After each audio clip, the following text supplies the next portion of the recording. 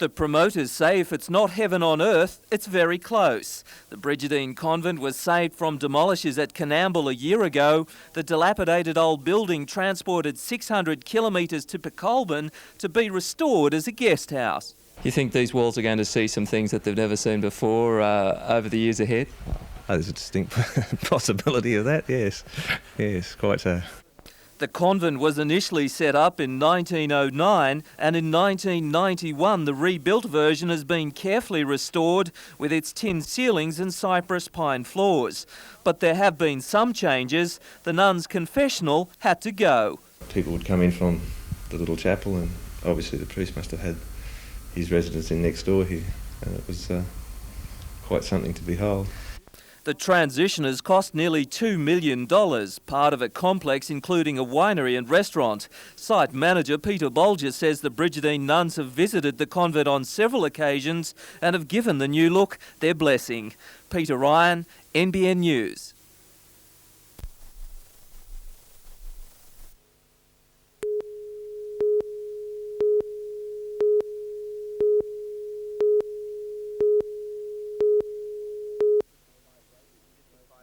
Cystic fibrosis is the most common serious genetic disease amongst children, with 1 in 2,000 youngsters being born with the illness, which has no cure. Each year, fun runners gather for the 5-kilometre jog from the Hannell Street roundabout to the Harbourside Park, raising around $20,000 for research into the disease. That research carried out at the John Hunter Hospital. They're mostly cystic fibrosis families, or children's families and friends associated with children with the disorder. And they understand the difficulties that the families go through, the ongoing therapies and what have you, and they obviously sympathise with us and support us to the maximum. Today's run included the more capable runners, a few power walkers, and some took the easier passage to the Harbourside on 2 wheels. A result wasn't important, the thought of helping others reward enough. Still on athletics, but the more serious kind, and the Walls End Club held their annual track and field gala at Federal Park, with the star attraction being the appearance of the entire Hunter Academy of Sport athletics team. A full range of events were contested, and for the younger brigade, a hard slog into the breeze as they rounded the bend in the 200 metres. Others found that the strong wind assisted in the field events, such as the javelin. At Spears Point, 16 teams competed in the Lake Macquarie Marching Association titles in 3 divisions, the junior, intermediate and the senior, with teams from Wollongong, Gosford, Sydney, Newcastle and the Upper Hunter taking part. Included in the program was a freestyle section, enabling teams to express themselves outside the rigid guidelines of mandatory marching. Festival marching was yet another section encompassing all aspects. The Wyoming Club dominated the junior and intermediate sections, while the new Australian champions, Sydney Club Academy Guards, took out the open section.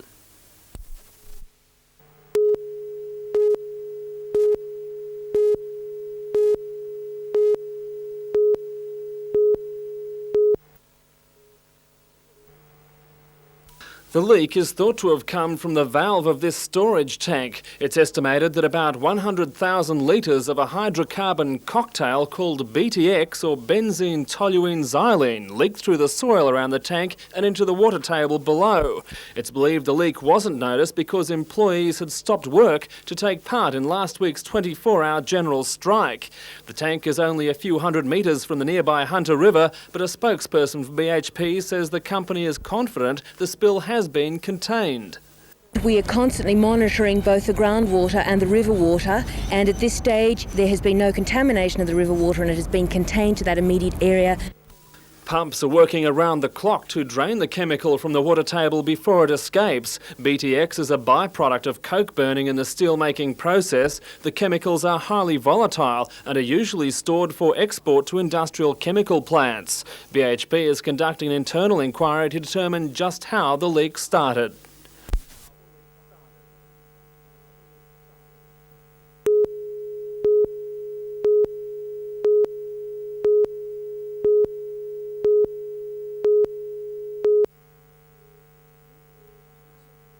Measles is a highly contagious disease, and the Hunter region has recorded an increase according to the Director of the Public Health Unit, Dr. John Stevenson.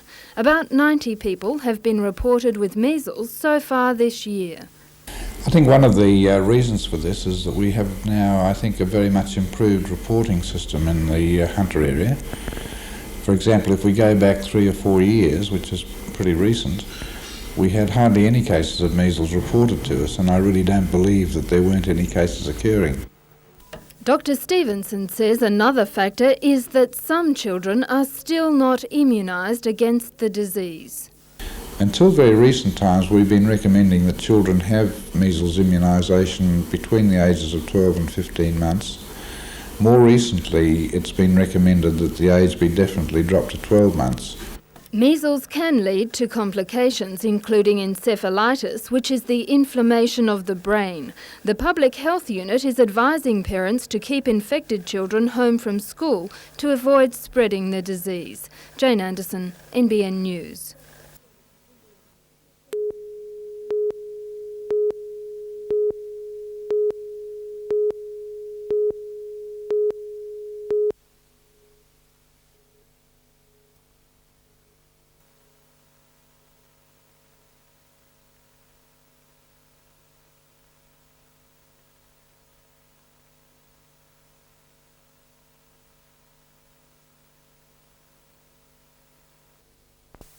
These children at St Joseph's Primary School are taking part in a water safety training program which may save their lives or help them to save others. These are only to be used in an emergency, not for fun and games. The MSB, Water Police and Surf Lifesaving Association are taking the water safety message to 10 schools in the Hunter during Boat Safety Week. Although the subject matter is complex, the water safety officers are finding that youngsters are more than able to master the information. They want to know how to work EPIRBs, flares, radios. They're much more sophisticated today, yes. And does that mean that they're safer? I think so, yes. I think they're more aware of the equipment that's in the boat and certainly how to use it. With the memory of the Ngluka tragedy at Nelson Bay still fresh, the MSB Waterways Division is encouraging children to know the rules as early as possible.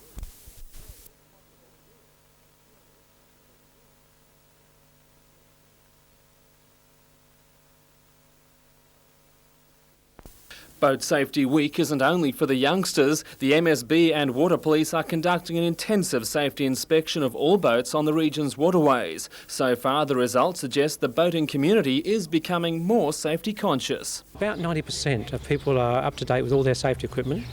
There's life jackets certainly 100% now, and flares a little bit out of date, but generally we're getting there. We're getting the message across. That's great. Thanks, mate. Thank you very much.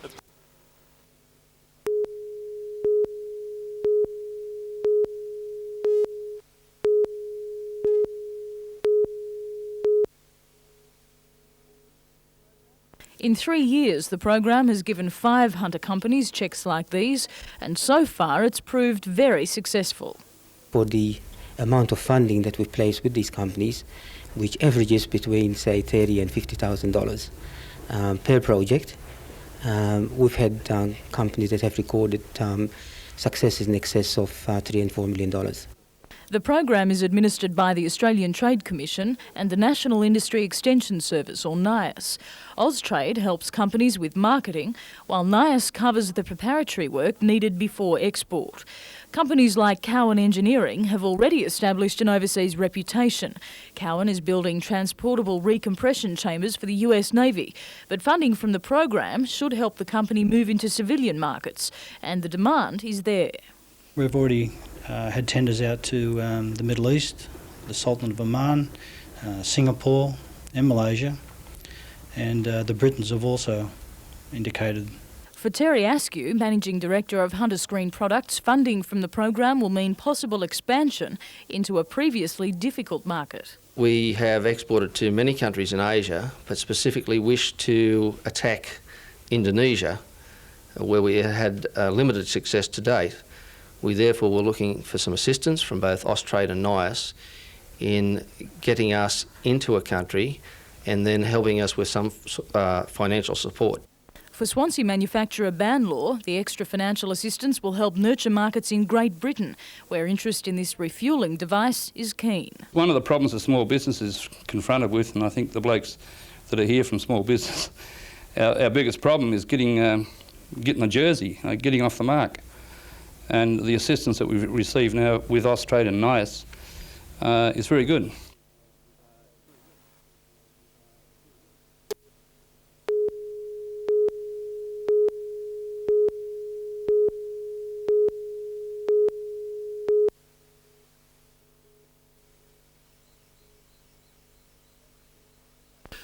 Volunteer fire captain Kelly Outram is something of a local legend with Hunter Brigades. In his heyday, the brigade members were collectively known as Kelly's Heroes for their gung-ho firefighting approach. Kelly's uncle was an original member of the Cardiff Volunteers when the station opened in 1928. His brother Bob was brigade captain for 20 years. But today, Kelly officially hangs up his coat and helmet. A man notorious for his tales of daring do, he was suddenly camera shy when it came to recounting a lifetime of dedicated firefighting. What was it like fighting fires then? About the same today. How do you mean? Well, they're still hot. They're still hot. Now, when the brigade answers a fire call, there'll be a new man in the captain's truck. The days of Kelly's Heroes might be over, but for the new generation of firefighters at Cardiff Station, the tradition lives on.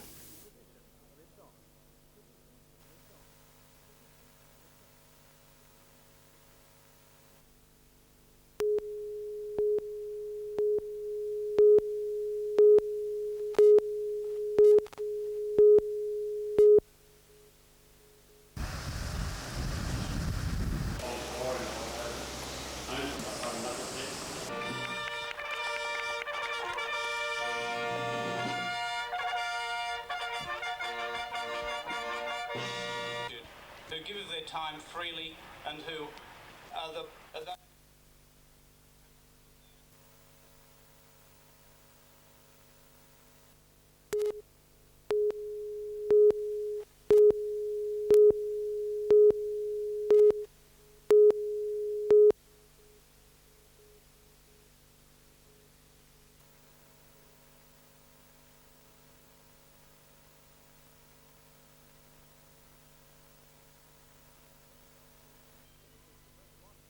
This is the virtuosity seen all too seldomly in Australia, because nowadays Jane Peters makes Paris her home. In fact, she's back off there at the weekend, squeezing in the Hunter concerts after visiting her family in Adelaide. Her appearance is a coup for the local orchestra, a sign of its coming of age.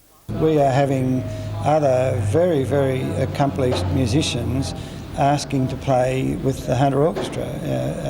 We really are very, very proud of the artistic standards that we are achieving. It's actually Jane's second visit to Newcastle. She was here in 1974 at the tender age of 12, after winning the Showcase National Television Quest. While this was just a rehearsal of Mendelssohn's violin concerto, lacking the usual visual finery, for Jane there are no half measures. I've decided for myself that every time I play it should be like a performance.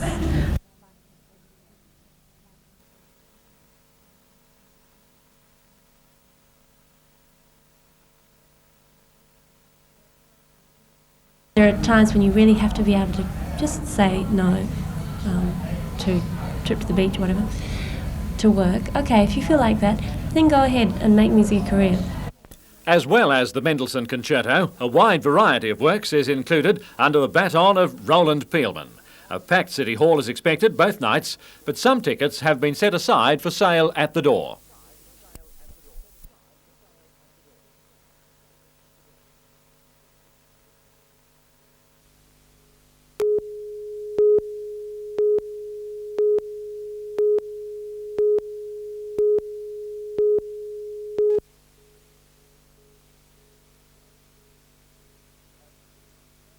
As a fitter and turner at the BHP with 10 years' experience, Paul Tiernan knows how to use a lathe. But these days he works in timber, not steel. Timber is a lot more different than metal to work with, a lot more flexible, a lot more beautiful. 5 years ago, when Paul left BHP, he invested his redundancy cheque to buy a slab of rosewood and hasn't looked back. The 34-year-old's work has been exhibited at national craft shows, international trade fairs and galleries and museums throughout the country. Some of his pieces sell for more than $1,000. What do you say when people say your work is art? Thanks a lot. I'm glad you appreciate it too. Paul works out of his backyard garage, specialising in timbers like jarrah, river red gum, rosewood and cedar, creating anything from a doorknob to a plate or bowl. With Chris Medlicott, a fellow woodturner from Katara, Paul will join an elite group of artists at the Australian Craft Show in Sydney late next month. Peter Ryan, NBN News.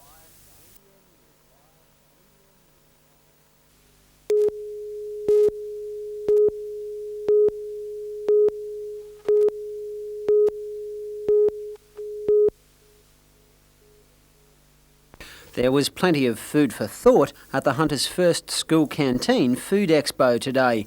The Department of Education is waging war on fatty foods, using some tasty ammunition. I think we can win the battle. There are other foods that are as good, if not better, than the meat pie to be sold for children, and I think today you've seen quite a few examples of what can be sold.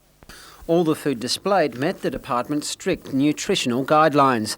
The trick is to convince the hundreds of volunteers that staff the region's canteens to abandon the traditional snacks in favour of some healthier alternatives. It's not that hard, it's just sort of kind of opening your mind and trying a few new different things. It was only last month that a Newcastle University study revealed the area's teenagers were well above the national average when it comes to gulping down the fatty food. Here in Newcastle in particular, they have a high fat intake, and I guess that's all the more reason for something like today to show you that there are low fat alternatives. Bruce Mackenzie, NBN News.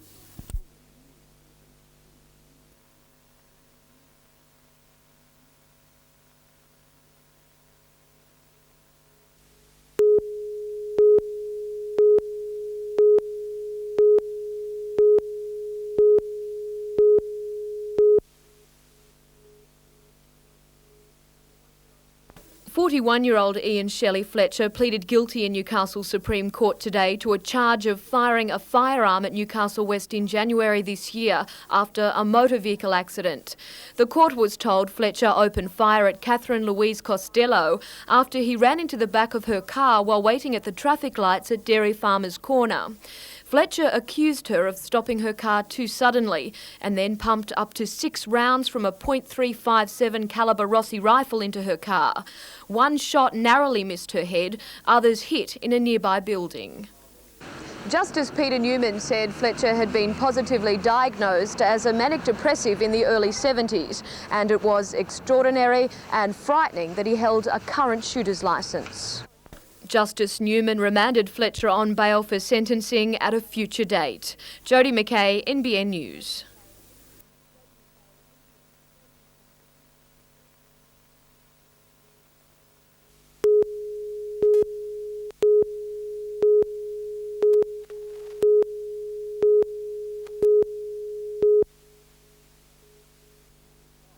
Two people died after their single-engine aircraft crashed into bushland near Buckety on Monday last week at about 7:30 p.m.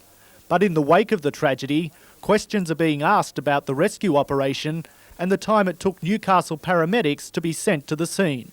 Regional Superintendent Reg Coburn says the Hunters Ambulance Control Centre first received a call to help search for the plane at 7:45. Confirmation of the crash came 14 minutes later. The police that called us at 7:59 stated that the paramedics were not required on the scene when they confirmed that there was a crash site. Paramedics were finally sent at 22 minutes past 8, and that was only after receiving a call from a Bush Fire Brigade unit at the scene saying someone in the wreckage was still alive. In hindsight, we didn't know about that at that time, and we can only respond to the information from any caller on a telephone system. We have no way of knowing what is going on, except from the information we receive in the coordination centre. 20 minutes before the Newcastle paramedics were sent on the Hunters Lifesaver rescue helicopter, a Sydney chopper had been called out with its own paramedic crew. The Sydney helicopter's paramedics were first on the scene, even though its flight time was 3 times as long as the Hunters, but they couldn't save the pilot. It was sometime around about 8:30 when the Prince Henry helicopter arrived. And I think 5 or 10 minutes after that when the other helicopter was hovering overhead. Were you surprised at how long it took the Hunters helicopter to arrive at the crash scene? In retrospect, yes. We got the call at 1933. It was 1933. And if they had got the call at the same time, they would have been there by 8 o'clock, I would have thought. Superintendent Coburn says he is continuing inquiries into the incident. Scott Bevan, NBN News.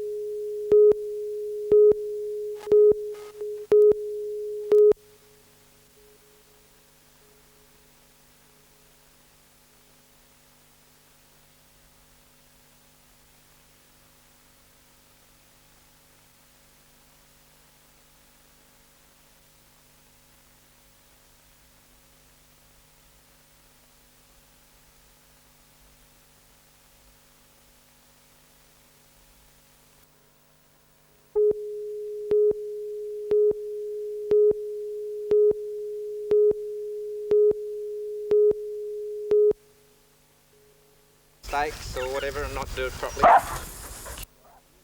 The idea is to teach people how to control their dogs, but maybe it works the other way round. Tom! Experts from Tocal Agricultural College gave some tips on care, selection, training and health of working dogs. They say for the cost of a good feed each day, the dog will give the equal of a man or woman and probably a little more. But these canines don't get any special treats, simply hard yakka and respect.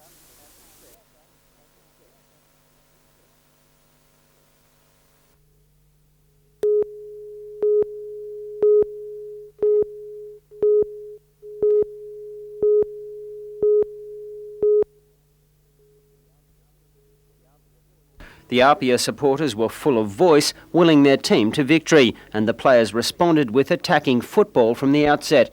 In the 5th minute, an unsavoury incident as John Macquarie flattened Ian Heddle and received a yellow card. Oleron Shaw made a bit of space, but his shot was well wide. At the other end, a patient build-up by the breakers allowed Kosh a crack, but it sailed over the top. In the 19th minute, Jennings, who was posing a real problem on the left, did the damage with a perfect cross, and Gibson hit it first time. 14 minutes from the break, Newcastle had a real chance, but it went begging. Rob Brown went tantalisingly close with a well-struck header for Apia, while the Breakers' last chance of the first half came to Kosh, who just couldn't control Koska's brilliant ball. The Breakers began the second half with more purpose, Naumov forcing Franken to tip it over from the corner, while Apia was still full of running and Laheef made the save. Andy Roberts had the better of Scott Ollerenshaw for all but a brief moment, and that was all the striker needed, forcing Laheef to make a sensational save, and the score remained 1-0. The Breakers had two final chances, the first after another good build-up, but there was no telling finish, and Noel Barkley's shot with only moments remaining summed up the night for the Breakers. So near, yet so far. Final score, Apia 1, BHP Breakers 0.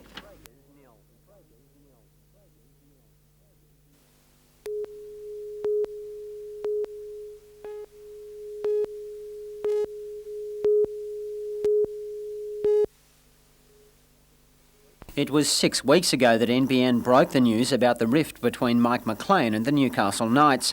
Up until now, both camps have refused to comment on the issue, but sources within the club today confirmed McLean won't be turning out in red and blue next season. He's only halfway through a 2-year contract, but it's believed the Knights are unhappy with his off-field behaviour and have chosen to terminate the deal. Most expected the huge second rower to join Wooden Spooners the Gold Coast, but Seagulls chief executive Larry Maloney today said even that was in doubt. He admitted the club had spoken with McLean, but said salary cap restrictions meant only an incentive contract could be offered with no signing-on fee. Maloney spoke with McLean's solicitor yesterday, but for the moment the Queenslanders' playing future is still under a very dark cloud.